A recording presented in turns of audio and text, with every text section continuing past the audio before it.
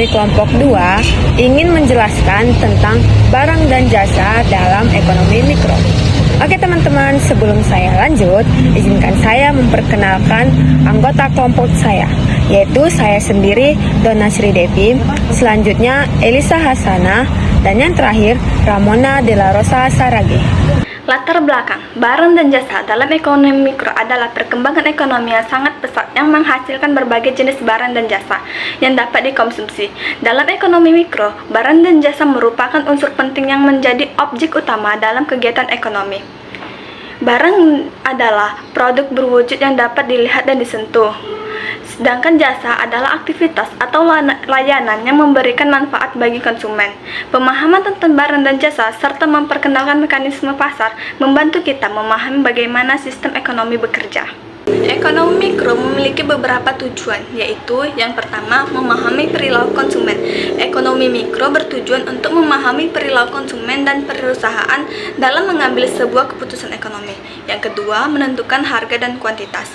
Ekonomi mikro bertujuan untuk menentukan harga dan kuantitas barang dan jasa yang diperjualbelikan. Yang ketiga, menganalisis mekanisme pasar. Ekonomi mikro bertujuan untuk menganalisis mekanisme pasar yang membentuk harga relatif terhadap produk dan jasa. Yang keempat, menganalisis kegagalan pasar. Ekonomi mikro bertujuan untuk menganalisis kegagalan pasar, yaitu ketika pasar gagal dalam memproduksi hasil yang efisien. Yang kelima, mengoptimalkan alokasi sumber daya. Ekonomi mikro bertujuan untuk mencapai efisiensi dalam mengalokasikan sumber daya yang terbatas. Barang dan jasa. Barang adalah segala sesuatu yang berwujud yang dapat digunakan oleh konsumen untuk memenuhi kebutuhan atau keinginan konsumen. Sedangkan jasa adalah aktivitas atau layanan yang diberikan untuk memenuhi kebutuhan atau keinginan konsumen tanpa menghasilkan produk fisik.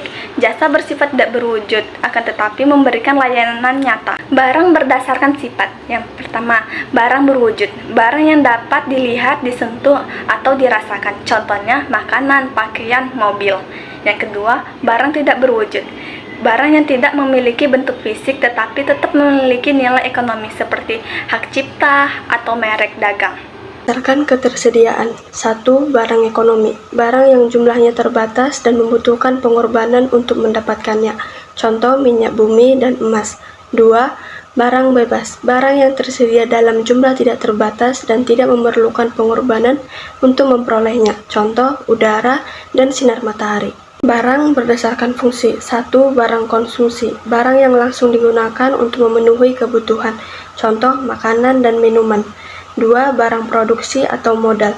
Barang yang digunakan untuk memproduksi barang lain. Contoh mesin, alat berat. Ciri-ciri jasa. 1. Tidak berwujud, tidak memiliki bentuk fisik. 2. Tidak dapat disimpan. Konsumsi jasa terjadi bersamaan dengan produksinya. 3. Berorientasi pada hubungan, melibatkan interaksi antara penyedia jasa dan konsumen. 4. Tidak terpisahkan. Produksi dan konsumsi jasa terjadi secara simultan. Atau jasa berdasarkan fungsinya. 1. Jasa transportasi. Contohnya taksi, angkutan umum, bus umum, dan travel. 2. Jasa pendidikan. Contohnya sekolah, guru privat, dan guru les. 3. Jasa kesehatan. Contohnya rumah sakit dan pemeriksaan medis. 4. Jasa komunikasi. Contohnya warnet dan wartel. 5. Jasa keuangan. Contohnya yaitu bank, pajak, dan pinjaman. 6. Jasa perawatan. Contohnya salon dan perawatan AC. 7. Jasa konstruksi bangunan. Contohnya konstruksi bangunan. 8. Jasa bisnis. Contohnya akuntan dan konsultan. Manfaat barang dan jasa. 1. Pemenuhan kebutuhan konsumen. 2. Meningkatkan kesejahteraan. 3. Sumber pendapatan. 4. Efisiensi pasar. 5. Inovasi dan kemajuan teknologi. 6. Mendukung aktivitas konsumen.